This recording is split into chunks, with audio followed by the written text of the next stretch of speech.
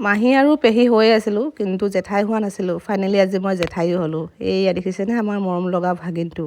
যোৰহাটৰ পৰা ডিব্ৰুগড়লৈ বুলি একদম চেকুৰি গৈছোঁ একমাত্ৰ আমাৰ এই ভাগিনটোক ল'বলৈ। এয়া হৈছে মোৰ ভণ্টি, এয়া হৈছে মোৰ ডাঙৰ বাইদেউ, এয়া হৈছে মাজু বাইদেউ, তাই ব্যস্ত আছে ফোনত। সেয়া দেখিছেনে মই লৈ আছোঁ। আচলতে বাই ভনী মৰমবোৰ এনেকুৱাই, কিবা এটা হ'ল বুলি ক'লে দৌৰি যোৱা। এয়া হৈছে মুনমুন দেই, তাইৰ বিষয়ে ক'ম বাৰু। আগতে অকণমান আমাৰ মাইনাটোক দেখাই লৈছোঁ। তাই অকণমান ধুনীয়া, ল'ৰাটো চাফা কৰি দিছে। মানে আচলতে মই মাকে নতুন যে নাজানে, ময়ো ইমান ভালকৈ নাজানো যিহেতু মোৰ শাহুৱে ল'ৰা ডাঙৰ কৰিছে। এয়া দেখিছেনে কিবা এটা তাইক কৈ আছিলোঁ। তাইৰ বিষয়ে ক'ম বাৰু। আগতে মোৰ মৰম লগা ল'ৰাটো দেখাই লয়। এয়া বাপেকে লৈ আছে, ল'ব জনা নাই ভালকৈ, সেইটো কাৰণে কৈছে বাইদেউ আপুনিয়ে লওক। ময়ে ল'লোঁ অকণমান। তাৰপিছত ময়ো পিছে ইমান ল'ৰা ডাঙৰ কৰিলোঁ যদিও ল'বলৈ পাহৰি গৈছোঁ। ল'ৰাটো যিহেতু ডাঙৰ হ'ল। এয়া ভণ্টি, তাৰপিছত এয়া আমাৰ মাজু বাইদেউ কিবা কৈ আছে তাইক। তাৰপিছত মই ধুনীয়াকৈ, আচলতে এইবোৰ ভিডিঅ' কৰি দেখাব নালাগে কিন্তু হ'লেও দেখাইছোঁ, কাৰণ এটা সময় ধৰি ৰাখিছোঁ যিটো আমি সদায় নাপাওঁ।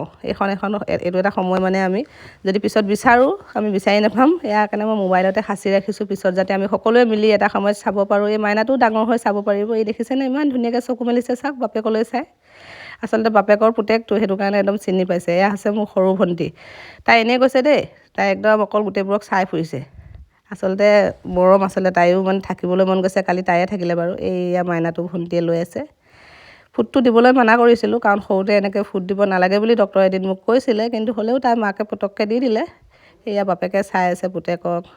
আমাৰ ভণ্টি শুই আছে, গাটো তাই অকণমান ঠিক নাই।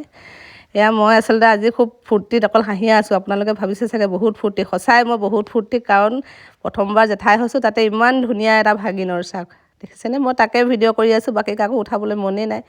এইজনী হৈছে মুনমুন, তাইৰ বিষয়ে এতিয়া ক'ম দেই। এয়া হৈছে মুনমুন সোণোৱাল, তাই আমাৰ ডিব্ৰুগড়ৰে ছোৱালী হয়।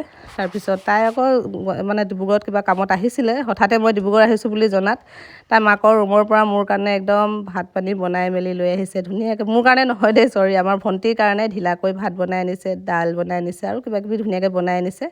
বহুত বহুত ধন্যবাদ দিছোঁ, কাৰণ ডিব্ৰুগড় নিচিনা এডোখৰ ঠাইত পটককৈ ভাত এসাঁজৰ যোগান দিয়াটো খুব ডাঙৰ কথা। তাই যে সেই সময়ত যে দিলে যে মোৰ খুব বেছি ভাল লাগিলে। আশা কৰিছোঁ তাই ইমান খোলা মনৰ আগলৈ এনেকুৱাই হৈ থাকক। ইমান মানে কিবা, আৰু এইটো তাই কাপোৰটো দেখিছেনে, চবেই বাঘিনী বুলি কৈছে। বাঘিনী নহয় দেই এইজনী হৈছে আমাৰ সোণোৱাল কছাৰী মুনমুন। যি কথা কৈছে মোক তই মইকে, মই আচৰিত খাই গৈছোঁ। আচলতে তাই কথাবোৰে তেনেকুৱা বোলে, এনেকৈয়ে কৈ ভাল পায় বোলে। তুমি তামাৰ এইবোৰ বোলে আপুনি কৈ বেয়া পায় বোলে মোক, সেইকাৰণে তই কৈ আছে। মই কিবা কিবি কৈ আছোঁ, কিন্তু মানে এইখিনি ৰেকৰ্ড কৰিব নোৱাৰিলোঁ, কাৰণ বহুত গাড়ীৰ চাউণ্ড কিবা কিবি আহি আছে, আপোনালোকে শুনি নাপাব। সেইটো কাৰণে মই ভইচতে কৈ দিছোঁ। তাইও মোক কিবা কিবি কৈছে। এইবোৰ ভিডিঅ' আছে, পাছলৈ আপলোড দিম, আপোনালোকে চাব। আৰু তাই মোক নি কিনি একদম ডিব্ৰুগড়ত স্কুটিত যিহে ঘূৰাইছে নহয়, পেলাব বুলিয়ে মোৰ ভয় লাগিছে। একদম ধৰি পুলিচে পিটন দিলেহেঁতেন।